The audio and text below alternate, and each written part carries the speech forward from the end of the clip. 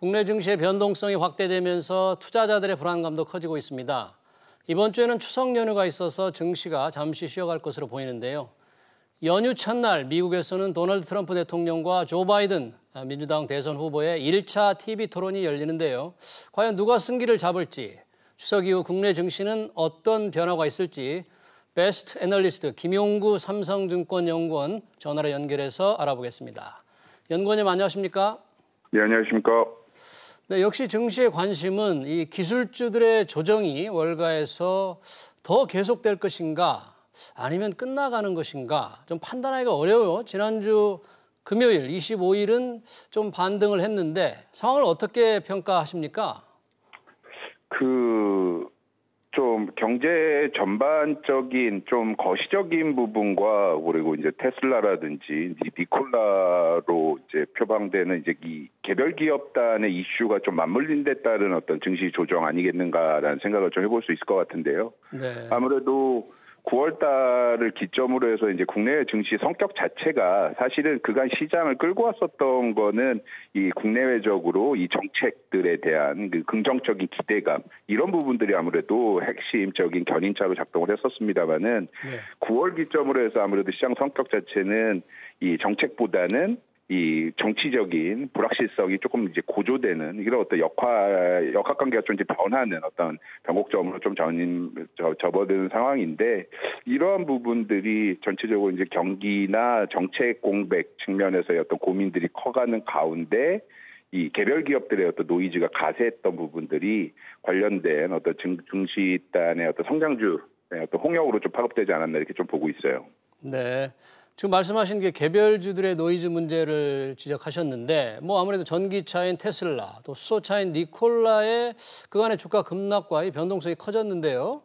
우리나라 투자자들은 이런 때문에 그런 주식들 좀 사겠다 이른바 성악개미들도 있는데 좀 위험한 그런 선택이 아닌가 이런 지적도 있어요.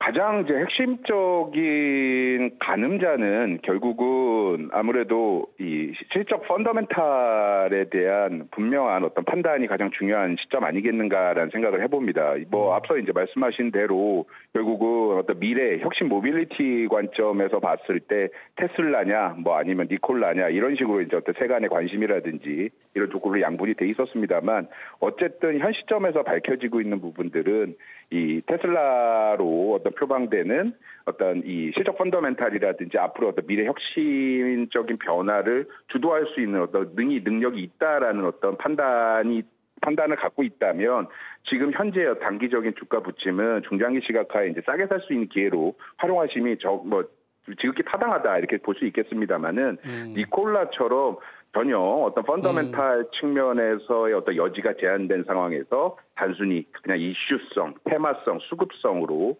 주가가 이제 어떤 그 반등세가 상당히 컸던 부분들 같은 경우에는 아무래도 좀 조심을 해야 되는 결국은 지금 상황의 핵심적인 측면은 펀더멘탈 관점에서 철저히 옥석 가리기로 좀 접근하는 게 타당치 않겠는가 이렇게 좀 생각을 합니다. 그러니까 시장을 주도하는 기술주들이 이제 포괄적으로 보기보다는 개별 기업의 능력, 미래 잠재력, 미래 기술 이런 걸 봐야 된다 그런 얘기네요. 예, 맞습니다. 네. 자, 말씀하신 대로 이제 정책적인 부분에서는 미국의 추가 경기 부양책이 좀처럼 합의가 안 되고 있는데 이게 증시에 어느 정도 지금 부담이 되고 있나요? 지금 조금 복합적으로 좀 살펴보면 지금 3분기 미국 실질 GDP 측면에서 보게 된다면 순항이 크게 뭐 이제 달라지진 않고 이어질 거라고 이제 예상이 됩니다만은 이제 문제는 4분기 이후 경기 선행성을 갖고 있는 이제 지표들을 통해서 유출을 해보면 그 좋았었던 경기 모멘텀, 실물 경기, 실질 경기의 어떤 개선세가 4분기 이후서부터 조금은 크게 꺾이는 상황들이 좀 있다는 예고가 되고 있습니다. 그러다 보니까 결국은 경기 모멘텀을 이제 뒷받침하기 위해서는 아무래도 이제 정책 측면에서 뭔가 어떤 그 보강 작업들이 이제 아주 급선무로서 이제 대두되고 있는 시점입니다만은 아무래도 이제 시기상 이 11월 3일 미국 아주 대선 경쟁이 이 9월, 10월 이제 들어서면서부터 거의 총력전 양상으로 이제 전개가 되는데 이런 부분들이 이제 아무래도 맞물리다 보니까 정쟁이라든지 어떤 협상 과정에서 파행들이 계속해서 이어지고 있고 이런 게 직접적으로는 어떤 정책 공백 내지는 잠재적인 경기 모멘텀의 약화 가능성 이런 게 이제 현재 시장의 전체적인 조정으로 좀 파급되고 있다 이렇게 보고 있는데요. 근데 네. 문제는 지금 선거 과정 자체가 네. 사실은 여론조사 측면에서 바이든의 어떤 제한적인 우위가 이어지고는 있다라고는 하지만 네. 결국은 어떤 미국 선거 시스템의 어떤 특수성 고려했을 때 실제로 뚜껑 열었을 때 누가 이길 거다라고 자신하기 어려운 현재 어떤 상황들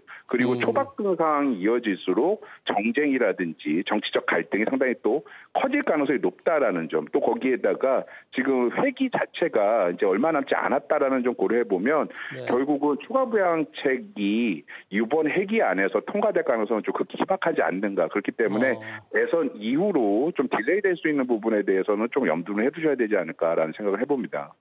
추가 부양책이 이번에 회기에 통과가 안 된다면 파월 그 의장도 FRB의 힘만으로는 지금 경기를 부양시키기 좀 한계가 있는 것처럼 얘기를 했지 않습니까? 그런 네네. 것들이 시장의 변동성을 크게 만드는 요인이 되겠네요.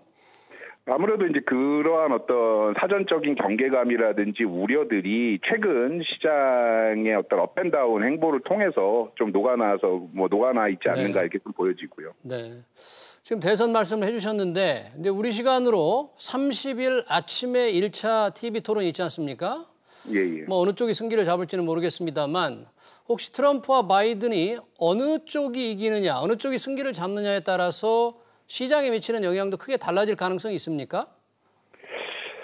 뭐 전체적으로 그리고 이제 전통적인 이제 그 우리 접근 전략에 따를 경우에는 결국 이제 유력 후보자들의 어떤 정강 정책이라든지 또 경제 정책 방향 또 외교 정책 이런 부분에 따라서 수혜주라든지 또 우리 시장에 미치는 영향들을 이제 가늠을 해왔었습니다만은 근데 이제 본질적인 문제가 현재 이제 대선 판세를 궁극적으로 누가 이길지를 사실은 똑부러지게 예단하기 어렵다라는 점을 좀 고민할 필요가 있을 것 같고요. 또 거기다가 현재 또 미국 안에서 전개되고 있는 그러니까 우편 투표 문제라든지 아니면 뭐 어떤 대법원을 통한 어떤 불복 가능성 그러면서 결국 어떤 대선 노이즈가 단순히 선거로 끝나는 게 아니라 그 이후 기간까지 장기화될 소지가 다분하다라는 점. 또 거기에 요번 대통령만 결정되는 게 아니라 상원과 하원, 의회 권력까지도 그 방향성이 이제 아무래도 종합적으로 총체적으로 이제 변경되다 보니까 결국에는 어떤 후보가 되는 게 유리하다, 불리하다라는 그런 1차적인 접근보다는 철저히 민주당 쪽, 그러니까 이 조 바이든 후보 쪽이 강조하는 부분과 공화당 트럼프 쪽이 강조하고 있는 하나의 교집합적인 아이디어에 주목하는 게 좀 타당치 않겠는가라는 좀 생각을 해볼 수 있을 것 같고요. 정책적인 교집합을 따져본다면 결국은 확장적인 재정 투자 그리고 인프라 투자를 통한 경기 활성화라는 교집합은 좀 분명해 보인다라는 점. 그 부분들은 궁극적으로는 어쨌든 통화정책이야 이미 극한까지 가 있는 상황에서 이 KTX 인프라 확충과 관련한 어떤 재정 부양이 앞으로 중장기적인 국내외 어떤 매크로 환경의 어떤 버팀목이 될 것이고 그러한 관점에서 전 세계 그 어느 곳보다 한국 기업, 한국 시장, 한국 경제 측면에 어떤 파급력이 상당히 클 수 있다라는 점에서 우리 시장에 좀 긍정적인 영향을 기대해 볼 수 있지 않을까 좀 생각을 해보고요. 그러니까 인프라 투자 측면에서는 트럼프나 바이든이나 똑같이 확대할 가능성이 있다 그런 얘기네요. 교집합이라는 말씀은. 예, 그렇습니다. 네, 특히 바이든 후보가 만약에 승기를 잡는다면 인프라 투자 말고 어느 업종에 조금 햇볕이 들 가능성이 있을까요?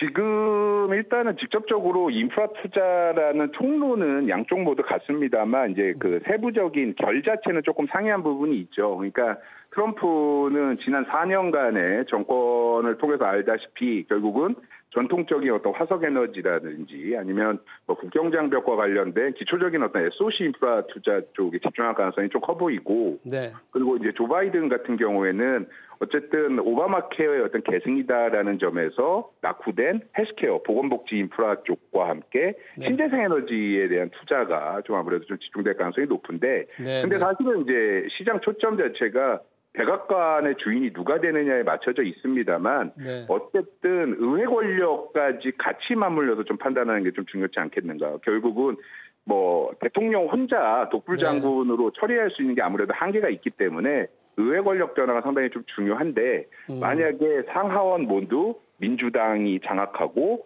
백악관 역시도 민주당이 되는 구도가 되게 된다면 아무래도 이제 시장 일각에서 걱정하고 있는 뭐 어떤 증세라든지 이런 부분들, 그러니까 법인세 인상이나 이런 부분들을 통해서 기업들의 어떤 마진이라든지 이런 부분들이 조금은 위축될 수 있는 어떤 소지들, 이런 부분도 아무래도 염두를 해둬야 될 것 같다 보고 있습니다.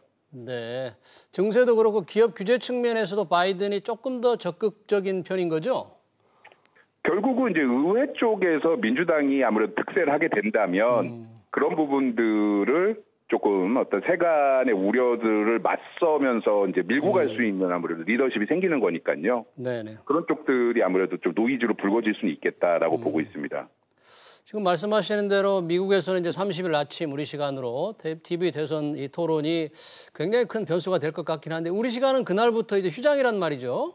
예. 내일 하루만 이제 다시 열게 되는데 이런 때일수록 어떻게 투자자들은 뭐 어떤 포지션을 취해야 될지 보통 긴 연휴에는 뭐 팔고 간다 그런 속설도 있는데 어떻게 해야 됩니까? 결국은 조금 좀 본질을 좀 직시할 시점 아닌가라고 좀 생각을 하는데요.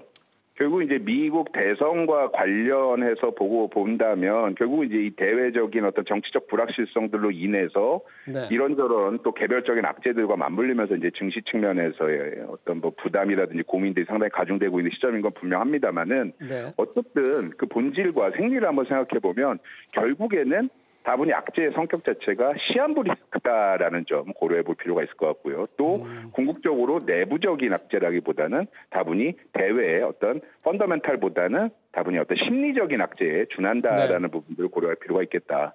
결국은 대외적인 어떤 정치적인 불확실성에도 불구하고 한국 수출 회복이나 그리고 기업 실적에 대한 긍정적인 이익 체력이 급속하게 정상화될 수 있다는 기대감, 전 세계에서 가장 빠르게 정상화 단계로 올라서고 있는 게 지금 한국 기업, 한국 실적 행보가 될 텐데 그런 부분들을 고려해 본다면 오히려 기노화에서는 이런 어떤 대외적인 노이즈 때문에 휘청휘청 거릴 때가 조금 더 싸게 어떤 시장 그간 좀 마켓 재진입할 수 있는 어떤 타이밍을 좀 실기하셨던 투자가분들이 계신다면은 결국 목석을 따지는 게 중요하겠습니다만 다시금 국내 증시에 어떤 다시금 이제 참여할 수 있는 전략적인 호기가 될 수 있지 않을까 이렇게 좀 생각을 해보고 그러한 차원에서 이제 명절 동안 뭐 연구 분석을 해보신다면 그 이후에 좋은 기회가 연말 아니면 내년 정장기적으로 계속해서 찾아오지 않겠는가 이렇게 좀 보고 있어요.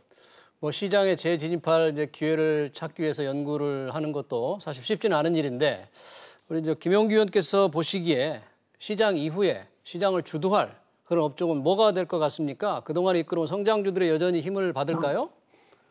결국은 이제 성장주가 현 시장에 이제 이 코로나 전후에서 시장의 주도주로 군림을 했었습니다만은 결국은 성장주가 그간 그 어떤 독주 아닌 독주를 펼쳐갈 수 있었던 가장 근본적인 동력은 결국은 어떤 막대한 규모의 어떤 유동성 거기다가 코로나가 소환했었던 포스트 코로나라는 어떤 미래의 어떤 기술 트렌드라든지 어떤 주도 기술, 삶의 양태의 어떤 변화 이런 부분들이었습니다만은 근데 현재 어떤 극단적인 어떤 주가 상승, 밸류에이션 가중된 밸류에이션 부담, 또 그 안에서 옥석이 혼재돼 있으면서 못난이들, 말썽꾸러기들, 거짓말쟁이들이 이제 돌출하다 보니까 그런 부분들이 시장 투자가들의 어떤 기대치라든지 실망감을 이제 가중시키고 있는 상황인데 그런 관점에서는 일정 수준 결국은 기존의 시장 투자가들이 기대했던 바라봤었던 기대치나 눈높이 그 이상의 것들이 새롭게 재료로서 공급되지 않는 이상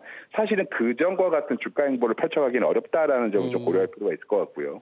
그리고 거시경제 측면에서 봤을 때 결국 미국 대선 변수가 갖고 있는 전략적인 함이라는 건 결국은 강달러 슈퍼사이클도 이제는 근 8년간의 슈퍼사이클도 이제 피크아웃 전환, 약세 전환하는 부분들 그리고 통화 정책 일변도였었던 글로벌 정책 환경도 이제는 KPX 재정 투자 이런 쪽으로 옮겨가는 부분들이 그런 어떤 역사적 전환점을 이제 시사하게 되는데 그러한 얘기는 무슨 얘기가 되느냐? 결국은 경기 민감 대형 가치주들, 그러니까 성장주 독주에 일방적으로 소외됐었던 경기 민감 대형 가치주들에 대한 어떤 관심 제고, 괄목상대 과정이 필요하다라는 얘기가 되는데, 근데 현재 잠복해 있는 미중 간의 어떤 이 정치적인 통상 측면의 마찰 여지들.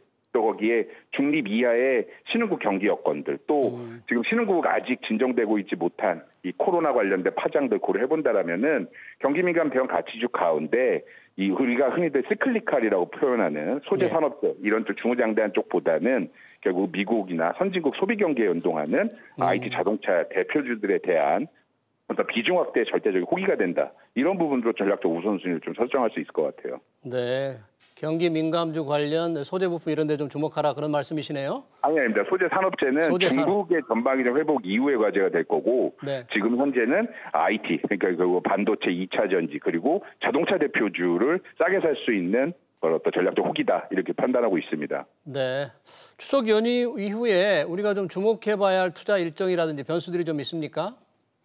추석 전후로 대변수로 보게 된다면 앞서 앵커분 말씀하셨던 대로 이제 미국 대선, 여론조사 또 TV 토론과 관련된 그 정치적인 어떤 플로우들, 뉴스 플로우가 중요하지 않을까라고 보게 되고요. 네. 내부적으로 본다면 결국은 3분기 기업 실적 시즌 그 어떤 신호탄으로서 삼성전자 3분기 잠정 실적 발표 부분이 될 텐데 지금 현재 눈높이 자체, 기대치 자체가 상당히 빠른 속도로 이제 올라가고 있는 상황들이 이어지고 있다 보니까 결국은 삼성전자 필두로 해서 3분기에 긍정적인 어떤 눈높이에 부합하는 정도 실적이 나와준다면 2021년까지 어쨌든 아주 급속한 형태의 실적 개선 기대는 좀 더 힘받을 가능성이 높다. 그러면서 시장의 어떤 잠복 불확실성에 맞서는 완충 기제가 될 수도 있다. 이런 부분에서 좀 주목을 하고 있습니다. 네, 알겠습니다. 시간 관계상 여기까지 듣겠습니다. 지금까지 김용구 삼성증권 연구원이었습니다.